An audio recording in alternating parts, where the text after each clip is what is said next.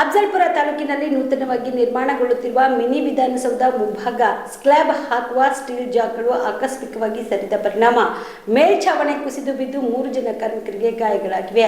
ಕೂಡಲೇ ಅವರನ್ನು ಆಸ್ಪತ್ರೆಗೆ ದಾಖಲಿಸಿ ಸೂಕ್ತ ಚಿಕಿತ್ಸೆ ನೀಡಲಾಗುತ್ತಿದೆ. ಹೀಗಾಗಿ ಆತಂಕ ಪಡುವ ಅವಶ್ಯಕತೆ ಇಲ್ಲ ಎಂದು ಶಾಸಕ ಎಂವೈ ಪಾಟೀಲ್ ಮಾಹಿತಿ ನೀಡಿದರು.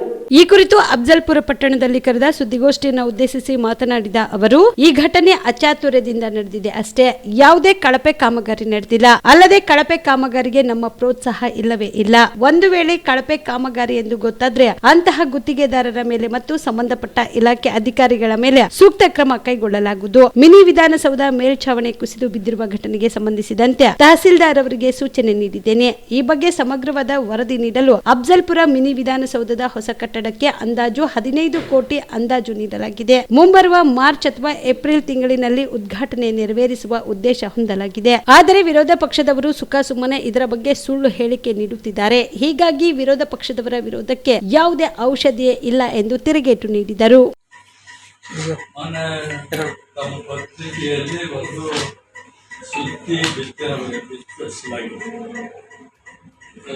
ಮಿನಿ ವಿಧಾನಸೌಧ ಏನು ಕಲಬುರಗಿ ರಸ್ತೆಯಲ್ಲಿರುವ ಭೀಮಾ ನೀರಾವರಿಯ ಹೊಸದಾಗಿ ಏನು ಮಂಜೂರಾದಂಥ ಸುಮಾರು 15 ಕೋಟಿ ರೂಪಾಯಿ ಅಂದಾಜಿನ ಒಂದು ಕಟ್ಟಡ ಪ್ರಾರಂಭ ಆಗಿದೆ. ಅದು ಒಳ್ಳೆಯ ರೀತಿಯಿಂದ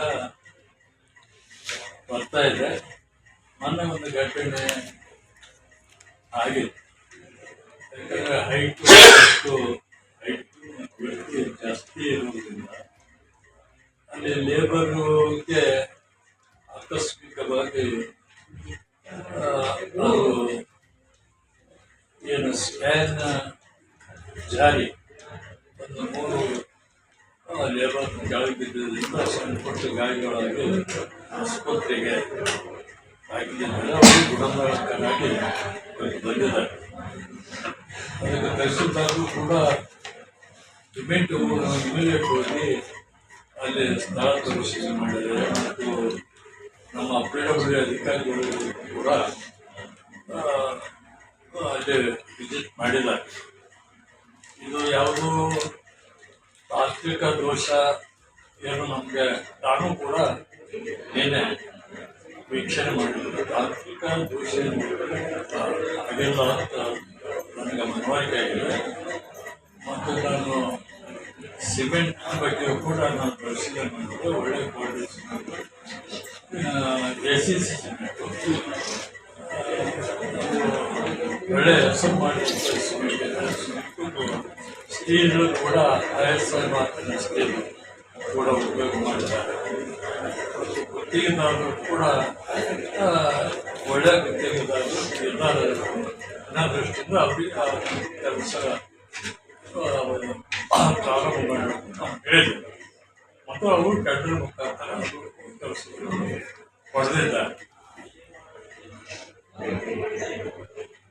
ನಮ್ಮದು ಇಚ್ಛಾ ಅಂತಂದರೆ ನಾವು ಇಲ್ಲಿ ಅಫ್ಜಲ್ಪುರ ಕ್ಷೇತ್ರದಲ್ಲಿ ಒಳ್ಳೆಯ ಗುಣಮಟ್ಟದ ಕೆಲಸ ಆಗಬೇಕು. ಯಾವುದಕ್ಕೂ ಕೂಡ ನಾವು ಕಾಂಪ್ರಮೈಸ್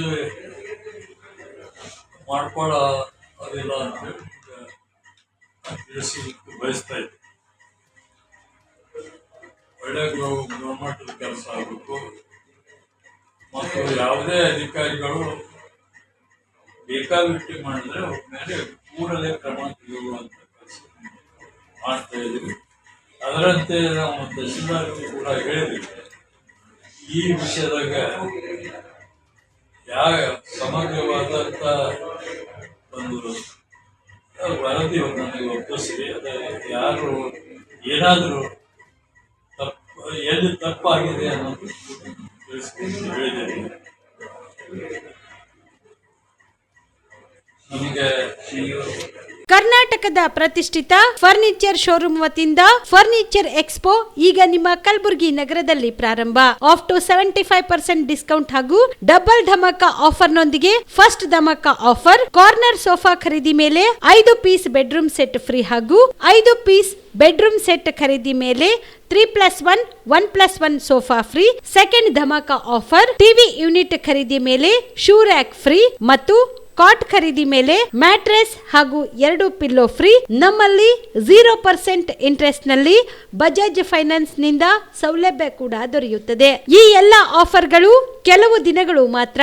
ಡಿಸೆಂಬರ್ 5ರಿಂದ ಡಿಸೆಂಬರ್ 22ರವರೆಗೆ ಗ್ರಾಹಕರು ಈ ಧಮಾಕ ಆಫರ್ ನ ಲಾಭ ಪಡೆಯಲು ತಪ್ಪದೆ ಭೇಟಿ ನೀಡಿ.